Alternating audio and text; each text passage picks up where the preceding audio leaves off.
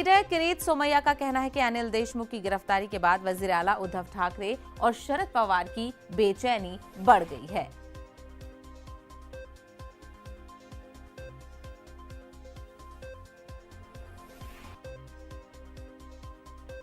अनिल देशमुख को ईडी ने गिरफ्तार किया।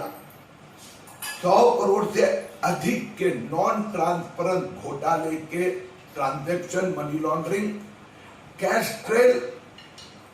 अब टेंशन उद्धव ठाकरे और शरद पवार का बढ़ेगा कि 100 करोड़ की प्रति माह जो वसूली आती थी, शरद पवार के पास कितने जाते थे और ठाकरे जी के पास।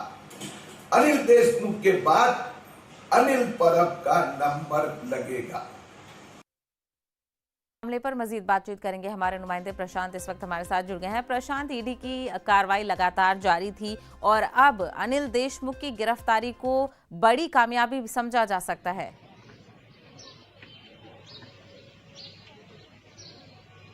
जी बिल्कुल, देखिए इसमें कोई दो राय नहीं है, क्योंकि इसके पीछे मुख्य वजह ये बताई जा रही है कि पिछले 2 महीने से लगातार अनिल देशमुख किसी के संपर्क में नहीं थे और नॉट रीचेबल होने की वजह से उनके खिलाफ जो कार्रवाई की प्रक्रिया थी वो कहीं ना कहीं और तेज हो रही थी।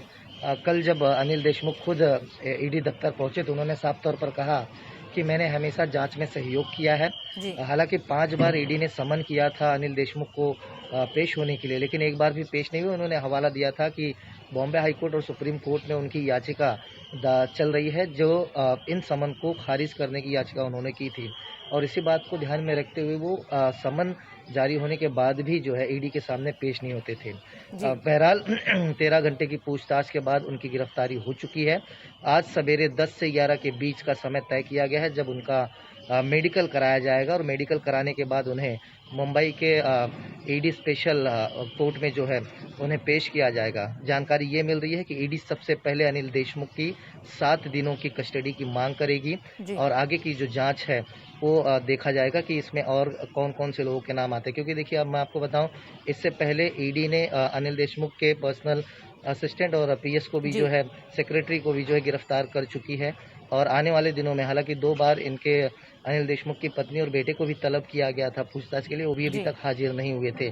तो बहरहाल जब आज अदालत में पेश किया जाएगा अनिल देशमुख को, तो देखना होगा कि रिमांड कॉपी में क्या कुछ बातें रखती हैं ईडी और 7 दिनों की जो मांग करेंगी पुलिस कस्टडी की, तो क्या आगे चल करके उन्हें कस्टडी मिलती है, किस तरह की कार्रवाई होगी, सभी की नज़र अब ईडी की अदालत पर रहेगी। बिल्कुल, तो इस पर देखना ये होगा कि उनकी रिमांड मिलती है नहीं। वहीं दूसरी तरफ प्रशांत पांडे, बयान भी सामने आ रहे हैं कि उद्धव ठाकरे और शरद पवार की बेचैनी भी बढ़ गई है। तो क्या इस मामले को लेकर पार्टी की तरफ से कोई रद्द-ए-अमल सामने आया है?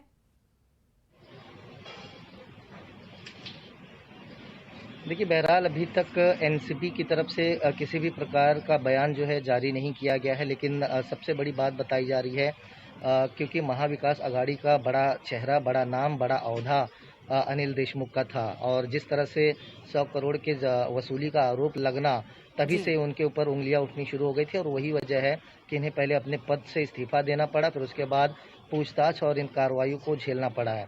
बहरहाल अब सबसे बड़ी खबर यही है कि 10 से 11 बजे के बीच अनिल देशमुख का जो है मेडिकल कराया जाएगा ईडी अधिकारियों की तरफ से और बाद में उन्हें अदालत में पेश किया जाएगा। और जिस तरह से मैंने कहा कि एक बार जब रिमांड कॉपी अदालत में रखी जाएगी, क्योंकि जानकारी ये मिल रही है कि 13 घंटों तक जो भी सवाल ईडी की तरफ से पूछे गए थे, तो उस पर अनिल देशमुख का सिर्फ यही कहना था कि उनके ऊपर जो भी आरोप लगाए जा रहे हैं सारे झूठे हैं। उनके जवाबों से ईडी संतुष्ट नहीं थी। यही वजह है कि उनकी गिरफ्तारी दिखाई गई है। आगे की कार्रवाई ईडी अधिकारी करेंगे। बिल्कुल, तो 13 घंटों की पूछताछ की गई और कहीं ना कहीं उनकी तरफ से तशफी बख्श जवाब ईडी को नहीं मिले और अब उनकी पेशी होनी है, उनको पेश किया जाएगा। आगे क्या कुछ रहता है इस पर हमारी खास नजर बनी रहेगी। प्रशांत, हमसे बात करने के लिए बेहद शुक्रिया। और अब सीधा